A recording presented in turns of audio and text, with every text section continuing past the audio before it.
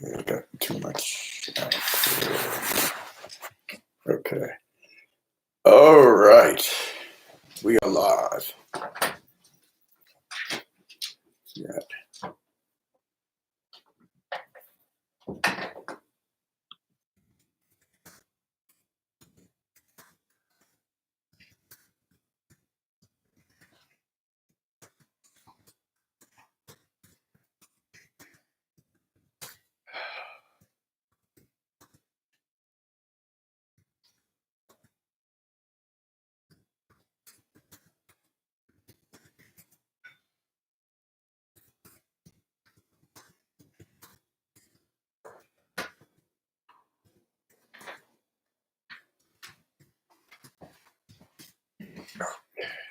Everything okay? Yeah, I just want to make sure the sound is.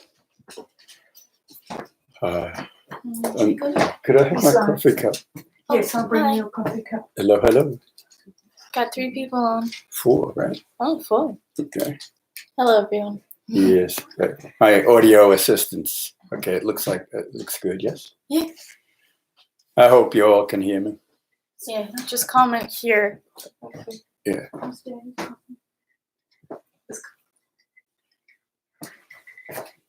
Thank you, darling.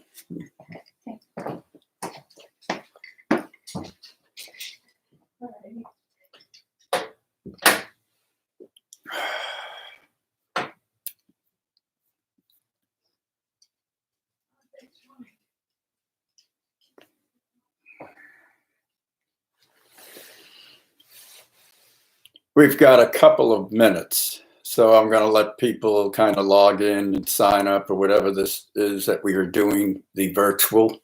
I want to repeat what I've written on the chat box there, that this recording, once it's posted up on the channel, will come back without all the additional buffer. Got the email that has the presentation, which is what I am going to go through tonight. And I'm always available for email questions. I am always available for text questions, and I will respond to you as quickly as I can.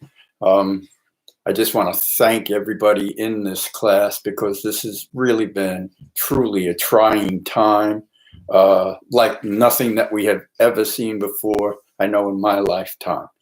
You will notice tonight that I will look to my left quite a bit, because that is where I have the presentation for tonight's class on another computer. I have not figured out yet how to put that up behind me or on at the same time. I think it's a moral victory that I'm able to actually even attempt to do a live stream.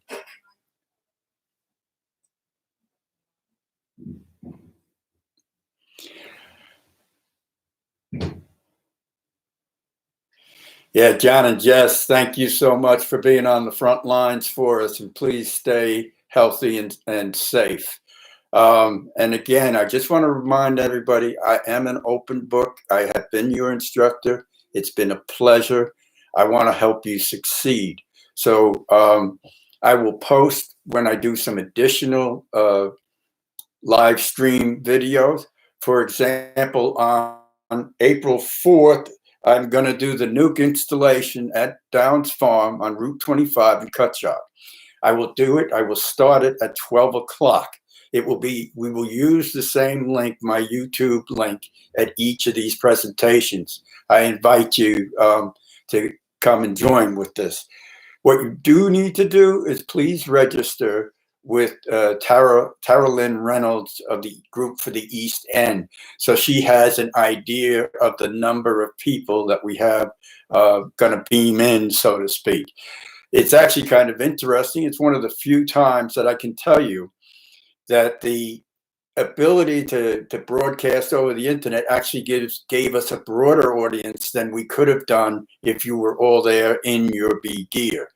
That being said, I happen to know there's probably a few souls here that are really a little bit anxious about what's going on with when their bees come. In that next slide I give you, that was a field class. You see how we get the very much the hands-on. At this point in time, we are having to reduce the number of students in the bee classes to a limit of total of 6. I know the Agway, the 8 Hands Farm class, which starts or is tentatively scheduled for April 19th, is already full at this stage of the game. Let's keep in touch. If you want to get it, we can always get down to 2 to 1. I have a lot of bee yards. I want to be here to help you succeed. All right. That next picture that I put up is, I love it because when it's really spring, the bees stop these kind of lazy flights and you start to see what we call that purposeful flight. Those purposeful flights where they're zipping in and out of the hive. But best of all, that next slide that you have on your presentation is where the bee has pollen. And pollen is a huge, huge thing for us. Okay, just a little bit of housekeeping now. First and foremost, I will be posting on Facebook, on Agway's webpage in Riverhead, the exact time and date of arrival of the nukes. It'll be approximately 1 week prior to their arrival. At this point in time, the window that I'm given right now is between April 22nd and May 1st. I have asked the Card family for us to be able to receive these bees on the earlier side, just because of how quickly the spring seems to have popped up and folded in on us. Catherine, good to have you, girl. I will put out a group email, much like I've done here with the live stream. I will try this, but guys, you know you got to help this dinosaur a little bit. If you know somebody that's bought bees from me, tell them. Just make sure if we all talking, we're all getting this together, we can make this go as seamless as possible. The meeting spot is the same place I've been holding it now for the last 5 years, which is on Fink's Farm on Route 25 in Calverton. I think it's just a little bit east of the William Floyd Parkway, but before, I can't ever remember what that other road is, the Wading River Patchogue Road, I think. So it's right before that, between that, on the north side of the road. There will be people helping assist you to turn into the farm and drive back to where you do the nuke pickup. The meeting time will be between 7 and 10 a.m. on it. Please, I have to be honest with you guys. Please don't be earlier than 7 a.m. Remember, I will have driven through the night from Billerica, Massachusetts. Sometimes, as in last year, I was only offloading the bees off the truck at 6 a.m. Okay, so I'd like to have a little bit of breathing room. But once you come at 7, I promise you we can get you in and out really quickly. Most of you have ordered either directly through me. I have you in a logbook, or I actually have you on an Excel spreadsheet. But in the event that you actually have a copy of the Agway order form as well, please bring it. It's not really a big issue. We've never missed anybody yet. First order of business is make sure that you have your location and equipment ready. Most of you did the early assignment, which is where you did your site plan. Now your site plan is going from a theoretical to now it's going into live load time. So your site has been selected. Your equipment should have been selected. And if you haven't ordered your equipment, please do so, because it's going to take you a little bit to put the equipment together. And it really should be all put together about 1 week before the bees even arrive. If you're like one of my bee students at Custer, He's already got his equipment together. He's had his hives painted, and he's stenciling it, which is way above my pay grade. Okay. Also, make sure that you make yourself about anywhere from 1 to 2 gallons of simple syrup, a 1-to-1, 1 part water, 1 part sugar solution, no more than a week in advance of the bees. You know, this solution, if it stays in suspension for longer than 3 or 4 weeks, can actually go bad, get some mold, and that's no good. The other thing is the process to make the syrup is very, very simple. What you do is you get yourself the big old lobster pot. Put your gallon of water in that. Bring that water to a roaring boil. Dump your sugar in, turn the heat off, and stir till it all really dissolves. Let it come to a cool. Some of my recommendations in feeding will be adding something called Honeybee Healthy Supplement. And if you do not add that supplement, and quality of the Honeybee Healthy. Last class, we reviewed how you install the bees from the nuke box into your full hive. Remember, the full box that you're going to put them in should have a minimum of 6 frames out. And make sure that you have your smoker lit, how to light your smoker, how to keep it lit, and also that you have it at the correct. When that nuke comes, you're going to take it, and when you bring it back from Fink's farm, you're either going to place it on top of the hive or in front of the hive, depending on how quick it installed them. If you want to go right away, you can take the screws off the top with the Phillips head screwdriver or a screw gun. You're not going to need that because it's really 2 or 3 screws at max. Right? You take that lid off, and when you take that lid off, you pry it off with your hive tool and gently release. That lid you're going to take and you put in a sharp bang onto the bottom board, so that the bees that are on the inside of that lid go right into, they'll fall right into the bottom of that hive. When you take the frames out, remember, we spoke about the frames come out exactly in the order that you take them out of the nuke box. They go into the full-size hive in the same exact order, okay? It is not important that you find the queen. What is important is that in your removal of the frames, that it is a fluid, straight, steady motion. And we're going to review that when we do the live stream of the nuke, something that your mama told you never to do. And that is, you're going to turn that box on end. And when you turn it on end, you're going to bang it sharply onto the ground. Not so hard that you break the box, okay? But hard enough that what you do is you make the cluster of bees literally come all together at the bottom. Then you're going to take that box and quickly turn it over on the hive body that the bees are installed in and bang that right there. And you'll get 99% of your bees in the hive. Following that, you're going to take that box, lay it on its side in front of the big hive that you just installed them in. Afterwards, you're going to add your top feeder. We spoke about, I happen to like the Man Lake top feeder. It's just one of mine. There's a lot of variations of top feeders that you can certainly use. I just like it because of a couple of things. One is that when I want to check on that feeder, I don't have to open the hive at all other than the top, the outer cover.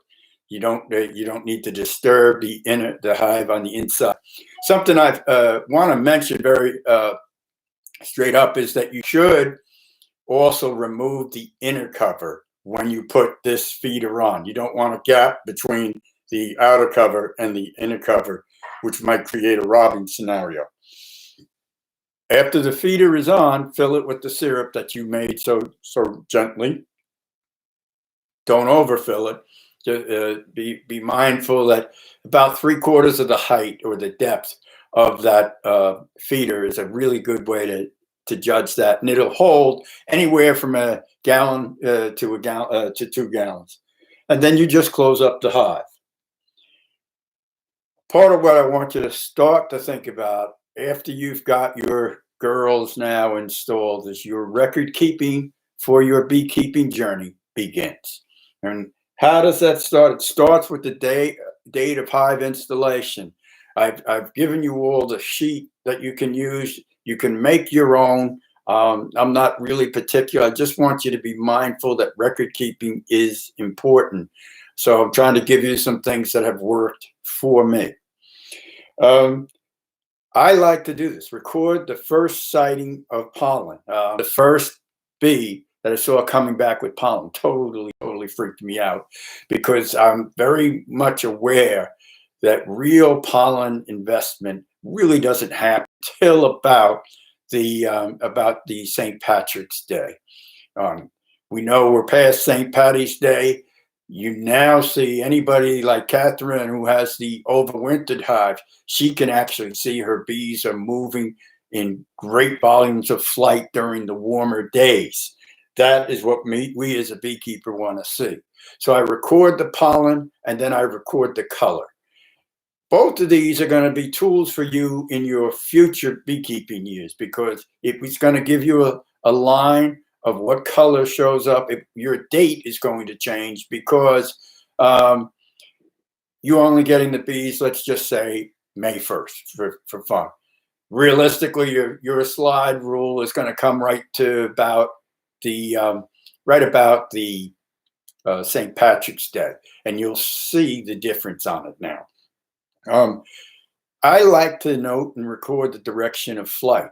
It's been a very valuable thing for me here at my home bee yard, because what happens in my home bee yard, I know when the honey flows have changed from let's just say the spring and summertime to when they go into the fall honey flows, because the direction of my bees' flight changes dramatically.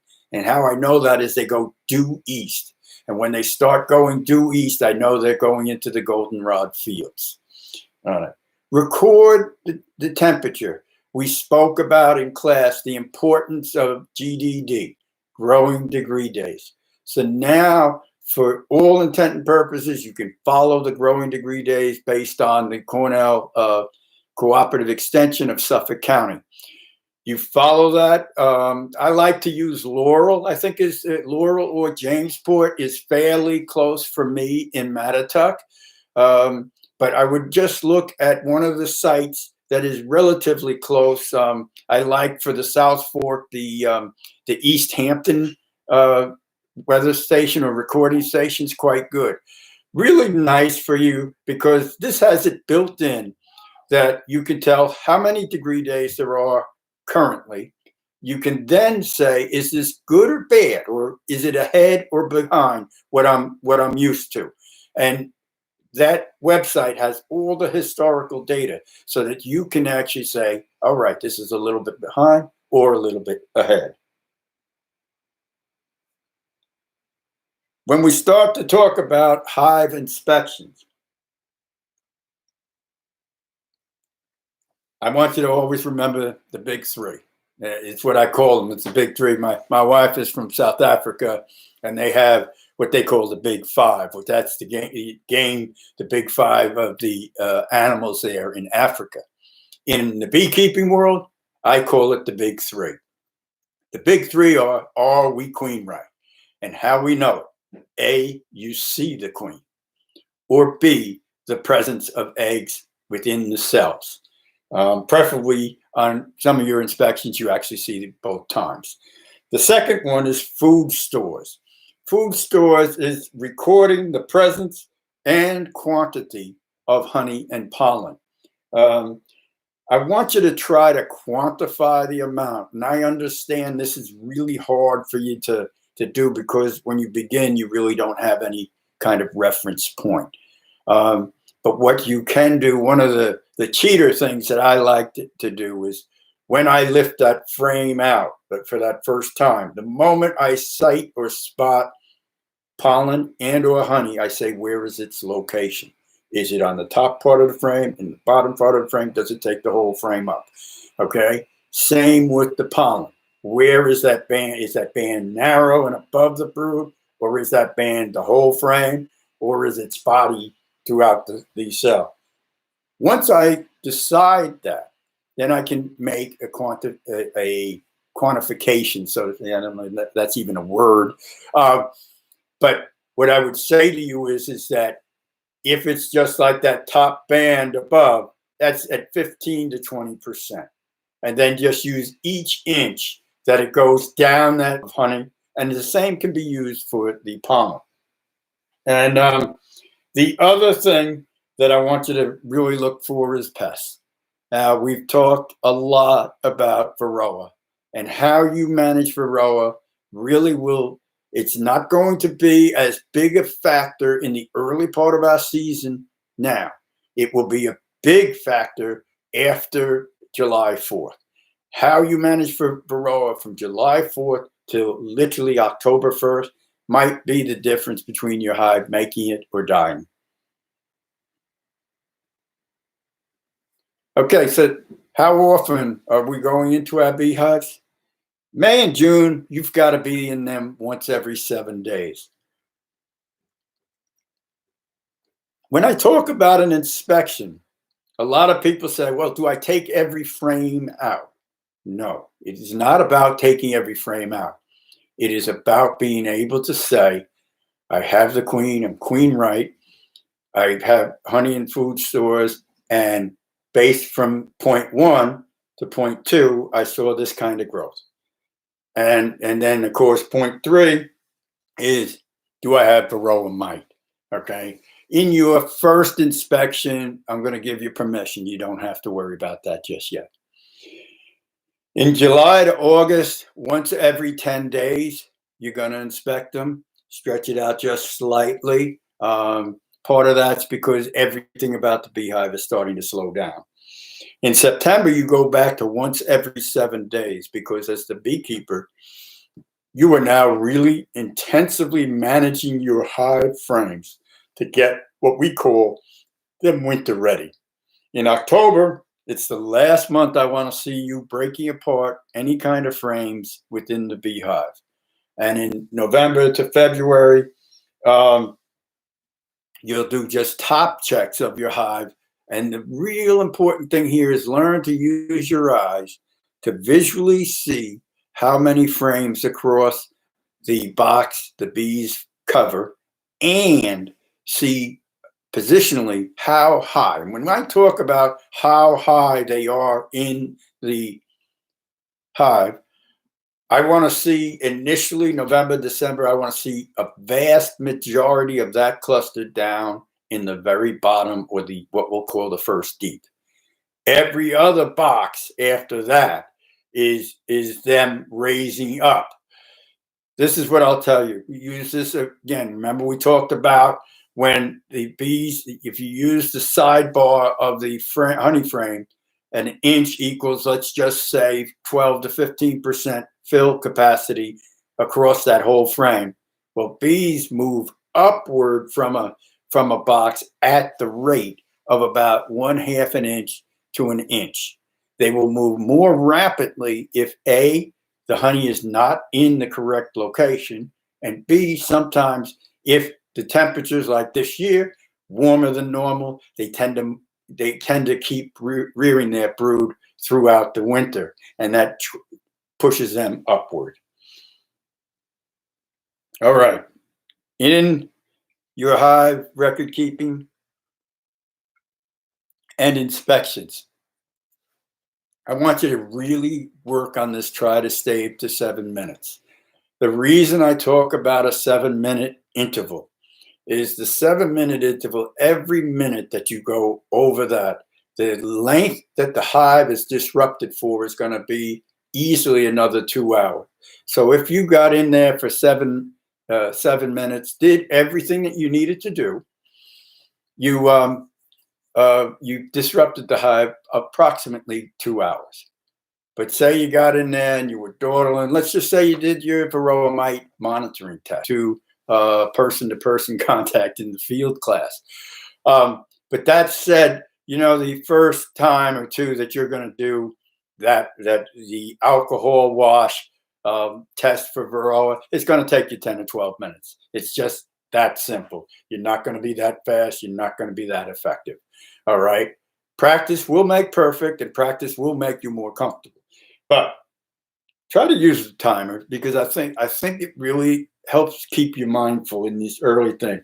And when you are in May, what we are on, remember, we talked about the growth cycle of the bees. You are in their population growth curve, which is dynamic, explosive, and they're going. So I like to use the key from May to July 4th. You're in the population growth curve. The key here is, if in doubt, just add room. And adding room means add another box, okay? On your first inspection, when you look down into where you put the 5-frame nuke, what you are hoping to do with the first inspection is to take one of the frames from the outer side, slide 2 of the frames over from the original nuke installation, and put that inner one, that empty one, in between 2 filled ones. And you do the same on the other side. What you're trying to do is get the bees to actually fill or draw out all the combs in its entirety in that first box. They should do that in about 2 weeks' time. And then in the pretty much the second or third inspection, if after you have done your frame manipulation, the bees are filling more than 70% of that area, you need to add a second piece. You're going to stop all of the syrup feeding. Take the feeder off the hive. If there's a little bit left and you want to let them finish it out, that's fine. It's not a big to-do. But I want to give you a ballpark. For May, the month of May, you're pretty much feeding. Starting June, you stopped. The reason that you stop is because this is when your real true honey flow comes on. And you do not want to adulterate your honey with medicated feed. The next slide that I sent you, I used what I call the 70% rule, which means that bees are clustered and in 7 frames out of 10 frames in a 10-frame size, and 6 out of 8 in an 8-frame hive. Why do I tell you that? Remember, we talked about explosive growth. Explosive growth is where these bees, if they're at 80% now, they will have had that filled before you get back to it in the week following. So you need to really, truly go ahead and get a super on them. During June, your main honey flow is going to start right about Flag Day, right about June 14th. If it stays like where we are right now, we're about a week ahead of Flag Day on that. You're going to continue to try to rotate frames in both the bottom deep and the second deep, with the idea that you, the beekeeper, you want a total of all 20 frames actually drawn out, and the bees are actually populating that area. If you need to add another super above that, be my guest. Room is good at this stage of the growth cycle and period time of the bees on it. It's also going to be the first time I think you're going to do a true varroa mite test on the bees. During July, the honey flow will be coming to an end. And I get myself in trouble all the time because I tell people as of July 4th, the honey flow is effectively over. And people say, no, that can't be. There's all sorts of flowers, there's this and that. And yes, I get it, but it's pockets of flowers. There are exceptions, and I'm absolutely open to that. But by and large, the largest honey flow is over by July 4th. And this year, I'm sure that it's going to be over by July 4th. Your hive nutrition and your hive pests. What happens now post honey flow is nutrition takes on a greater gravity and weight in your decision making, and the pests make a greater sense. And I like to refer to you that you measure them or quantify by the number of frames. And I want to just give you an example here on that next one. In July, you better see 70 to 80% fill in both that first box and the second box. I'm hoping you see it in the third box as well, but a minimum of those first two. I want to see anywhere from 7 or more frames of brood. That's frames. If you took them out, they had eggs, larvae, or capped brood. Hive is 4 full frames of honey. That's the equivalent of about 35 pounds of honey packed into the hive. What you have is that 4 frames should be up top, and there should be a minimum of 2 on those outer margins in the lower brood chamber. There's a little balance that goes on here because they're rearing brood at such a large rate and such a rapid rate. The amount of pollen they actually probably have in the hive is usually quite small. So quantitatively saying that if you have bands of pollen across all the brood frames, you're going to be happy with that for now. If they have more than that, excellent, okay? But look how this changes now in early August. In early August, now the bees are not going to be blowing out the doors in terms of population. They may, sometimes they keep going. But what you should see is a reduction in the total amount of brood that the hive has. Typically, I like to see at least 5 to 7 frames of brood in that hive at that point in time. Honey stores now I'm getting interested. And now I really want to see that second deep has about 6 frames of honey. That's 2/3 full in a 10-frame hive. And if I'm not seeing that, then it's going to make some different decisions, which we'll get to. Pollen stores now. This is where, depending upon your area, you actually now want to see them packing honey, pollen, not just above and around the brood frame, but you actually want to see some dedicated frames or sides of frames that have pollen. This becomes important because this is winter preparation. In late August, the bees are going to fill anywhere from 60 to 70% of both boxes. If they fill more than that, be very happy. Again, that 5 to 7 frames of brood is good.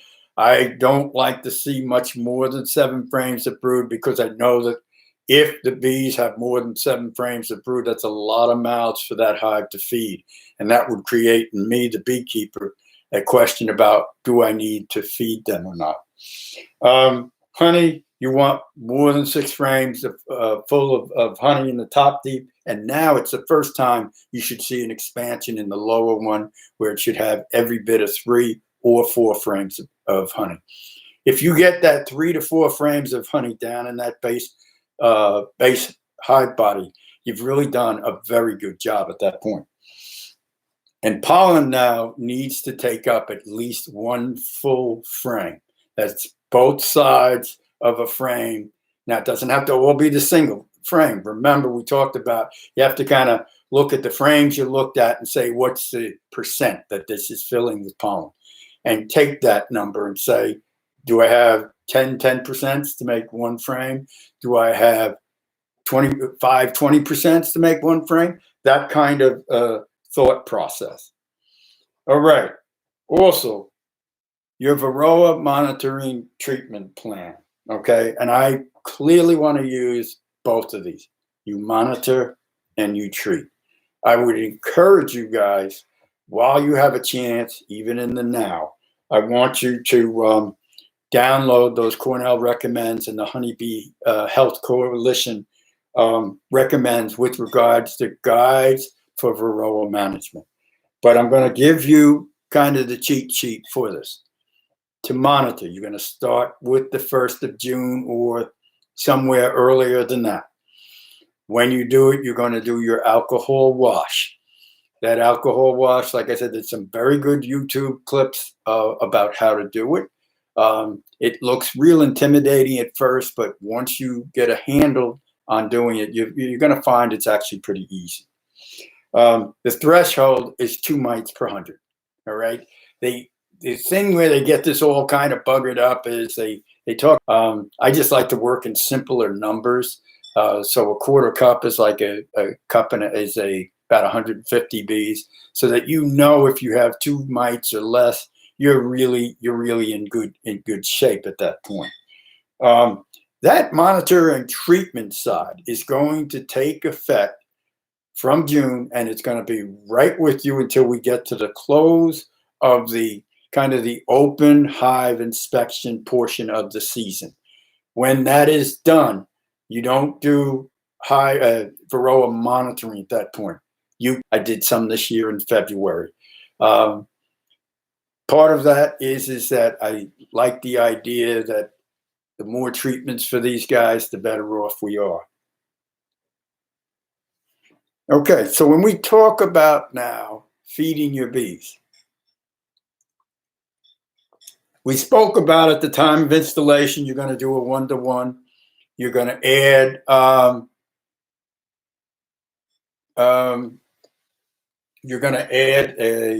the simple syrup with a tablespoon of honey. Be healthy. Now, don't be a farmer in this one, okay? In this one, the labeled rate is what I'm going to suggest you use. More does not seem to create anything better. And if anything, remember that the Honey Bee Healthy can act as a stimulant. So you don't want to overget the bees going anywhere.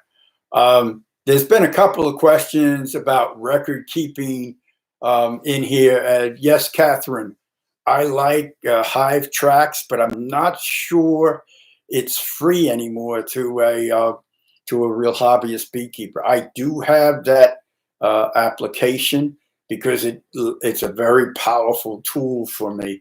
Lets me keep records of all my bee yards. Deb, with regard to the record-keeping journals, I think Bruce, even at Agway, actually has a notebook of the beekeeping record-keeping, and they have a specific, okay, it's only $5. Thanks, Catherine. They have a specific record-keeping area on it, and that may be valuable to you, too.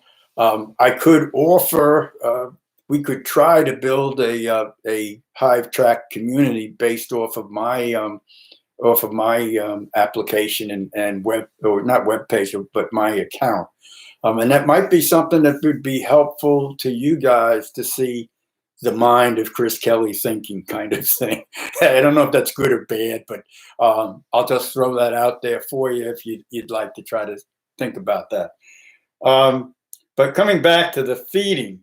Remember, you're going to feed for approximately a month.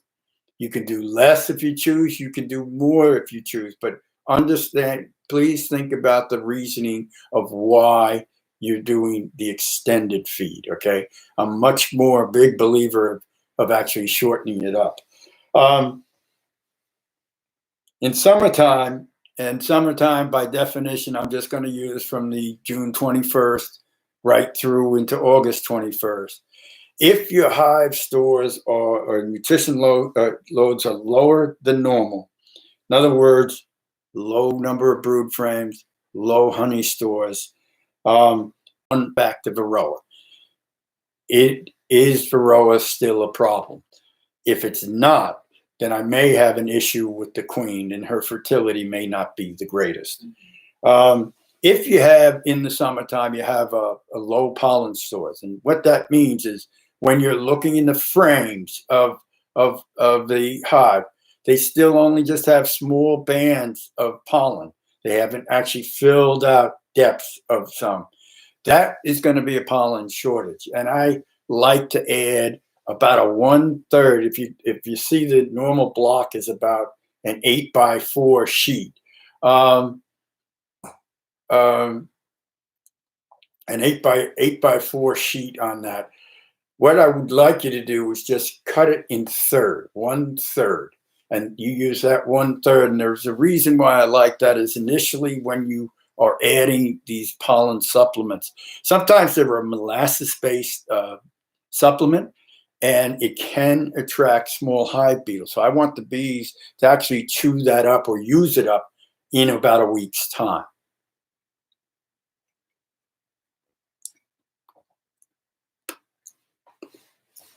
And I like to reference this oftentimes when you first put the first set of summer feed on your bees, they actually won't even touch it.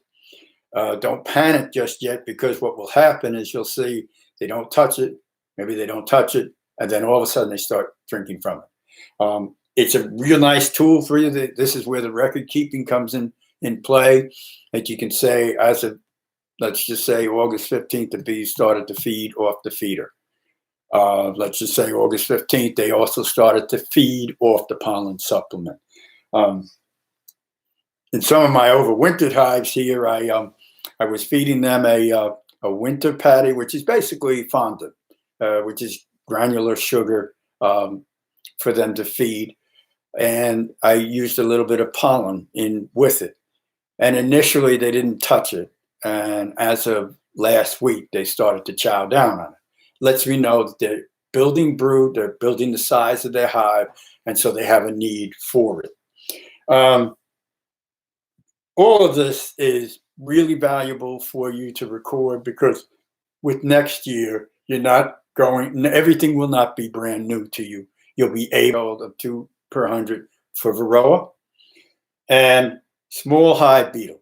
When you're going to add those traps, I would just add them as of the end of the honey flow, which means about July 4th, you're going to add a minimum of 2 traps located at opposite ends of the super, placed between 2 frames. Typically, not quite the outermost ones, but the ones on the outermost and the frame inside. I like to use 2, and then I like to take an unscented Swiffer sheet. They dance cells are really cool. It's like a Swiffer sheet, but what it does, it catches them, and I like them. They're effective, they're cheap, and it's an easy remedy to take care of a beetle that can really be a problem. The key there is maintain them. So when you check into your hive, you're going to just do a quick visual of the level of whether you put oil in that trap, whether you put diatomaceous earth, and you're going to do a check to see, do you have beetles in there? And on your Swiffer sheet, because they'll be underneath on the bottom sides. They love to hang in underneath on that. All of these kind of things, they're easy to replace. They're easy to exchange. And you can just plan on doing that. Once you get into this August time for our bees, you're going to actually get into a time where robbing is going to become an issue. So your fall/winter preparation really starts, I'd like to say August. I think I was probably a little bit premature there. August is really where, if you haven't treated for Varroa, I want to know why. But your Varroa mite loads have to be down at that in the month of August, because the bees are shifting from what we call the summer bees into the winter bees. That being said, the bees are still very active. There's still a lot of warm days ahead. There's still actually a fair amount of stuff for them to forage from. But now our nighttime temperatures are starting to cool down. And it's really the onset of things starting to wind down for the bees. I like to put my reducers on. I actually have hives that oftentimes I don't even take the reducer out. It causes a little bit of a ventilation issue in the summertime, but with the screen bottom board, you can take that cardboard right out. So you got we've seen in the last 3 years, the European yellow jacket has become quite a serious and aggressive pest towards bees. And in doing so, the yellow jackets actually can sometimes overrun the hive. Really important now you need to really feed the bees if they're not at 70% in of fill. And notice how I said 70% fill of honey in that second deep. You got to have 7 frames there. Remember, 7 frames times approximately 6 to 8 pounds is anywhere from 42 to 56 pounds. And you really are shooting to have a 60 to 80 pound total of honey in for these bees for the winter. Note the change in the formulation now. This is the first time, once you come into September, you go to a much kind of heavier, thicker type of feed. It's a 2-part sugar to 1-part water. It's thick as blazes. It's hard to do. But in the end, you're going to be very happy that you've done that. In the month of September, note, I'm going to tell you, you feed them continuously. I want them to max out the weather in September where they can feed and they can store and they can pack it right where they need it in the beehive. October is a different story. In October, what we do is I call October 1st to October 15th the last call. It's your last chance to do hive frame manipulations if you have not been paying attention through the course of the season. Second, we lose growing degree days roughly right around Columbus Day weekend, which is right around October 15th. I understand it can go further, and it's because of the fact that now we're starting to see some lengthened falls, that feeding in the fall has actually become important because the bees have not tapered off as harshly and as strongly as they have in the past. So now we need to actually manage for that. And what does that look like? Again, I know I'm a broken record here. I would go ahead and I would make sure your mite levels are low. Treat again if necessary on it. But the thing here is your feed changes in October. You're not going to add Honeybee Healthy. You're not going to add any of these mineral kind of things. That should have been done earlier in the fall, earlier in the season. Now you want to just give them feed, and you're trying to slow it down. So what you're going to do is, if you put your gallon and a half in on the bees, you let them drink it dry. Once they've drank it dry, let it remain dry for 3 to 5 days.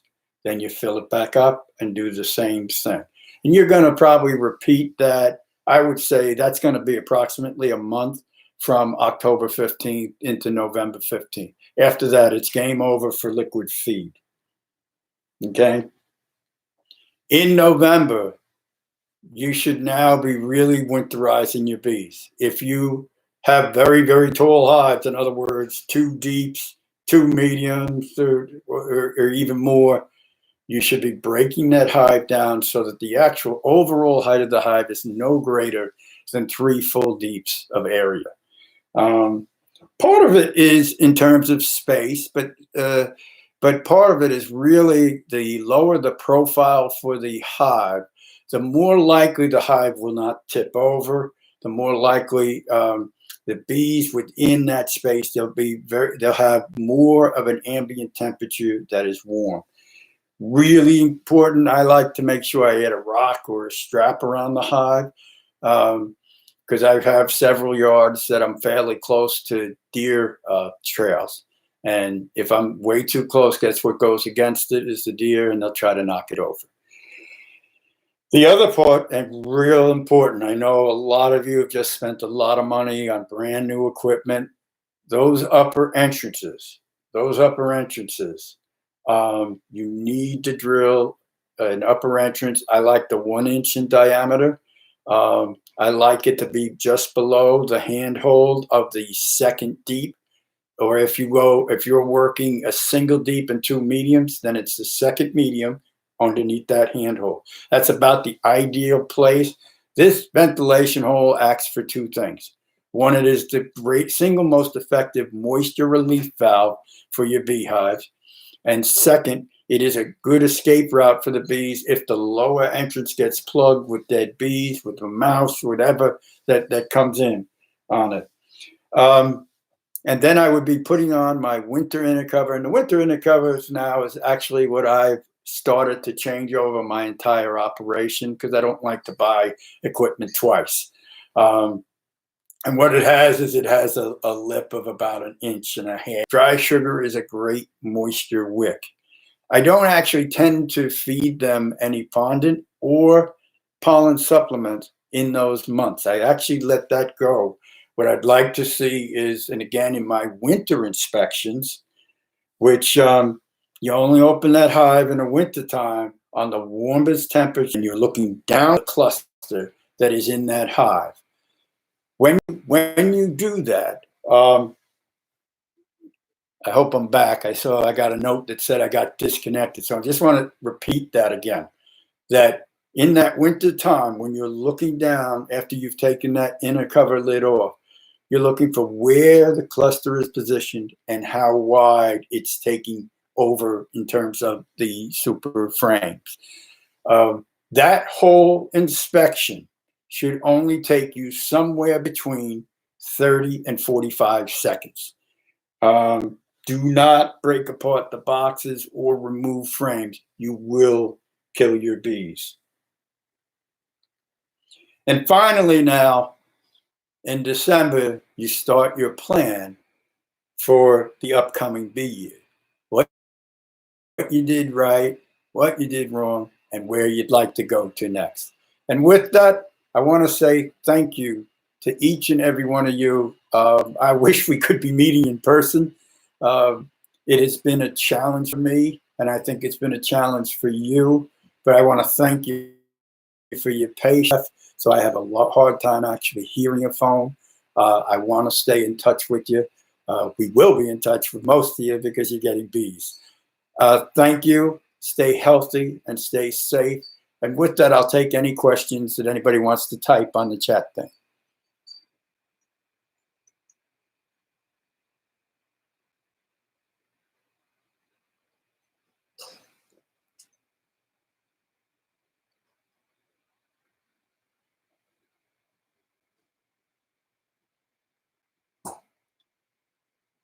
Bad thing about virtual, I think I put 9 of you to sleep. Alan, the syrup is weight, not volume. Correct. Yes, Alan. Thank you very much. Yes, that's correct. Yes, it's weight. Yep. And if you're a cooking idiot like me, you tend to screw it up first. But honestly, it doesn't take much time. It does get pretty messy if you're like me. But the reality is once you have your system down, you're going to find you're going to make your feed.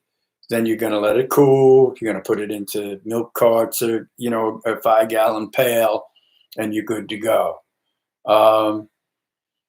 And again, I just want to say thank you to all of you, but I also want you to stay safe and healthy.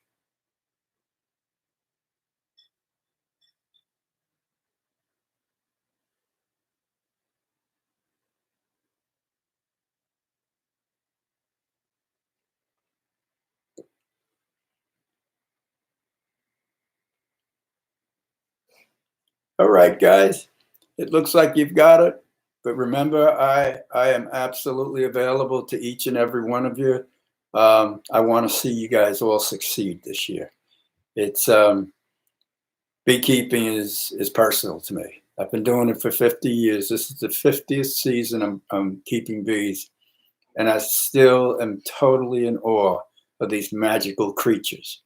And I hope that for each of you, you get that same sense of awe and wonder. Thank you, and God bless.